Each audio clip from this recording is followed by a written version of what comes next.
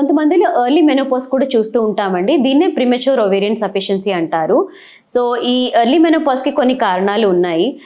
కొన్ని genetic problems ఉన్న వాళ్ళలో, for example Turner syndrome, fragile X syndrome అనే జెనెటిక్ కారణాల వల్ల ఎర్లీ మెనోపాజ్లోకి వెళ్తారు. అలాగే కొన్ని జీన్స్ మ్యూటేషన్స్ కూడా ఉన్నాయండి, బిఎంపీ జీన్ మ్యూటేషన్స్, వాళ్ళు కూడా ఎర్లీగా మెనోపాజ్కి వెళ్ళే అవకాశం ఉంటుంది. సో 40 బిఫోర్లే మెనోపాజ్కి వెళ్తే, అంటే కంప్లీట్గా పీరియడ్స్ రావడం స్టాప్ అయిపోతే 40 బిఫోర్ ఏజ్లోనే, దీన్నే ఎర్లీ మెనోపాజ్ అంటారు.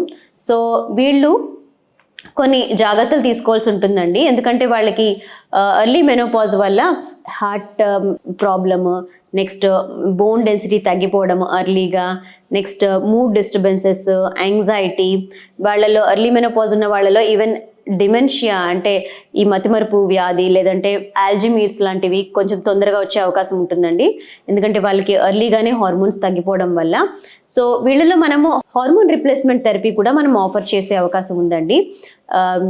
సో దానివల్ల వాళ్ళు కొన్ని ఇయర్స్ హార్మోన్ రిప్లేస్మెంట్స్ తీసుకోవడం వల్ల వాళ్ళు కూడా ఇంకా ఈ రిస్క్స్ ని కొంతవరకు తగ్గించుకోవచ్చండి. 62 లక్షల మంది ప్రజల్లో మెడ్ప్లస్ బ్రాండ్ మెడిసిన్స్ కి మారడం వలన 915 కోట్ల రూపాయలు సేవ్ చేసుకున్నారు. అదే మెడిసిన్స్ అదే క్వాలిటీతో 50 to 80% డిస్కౌంట్లు.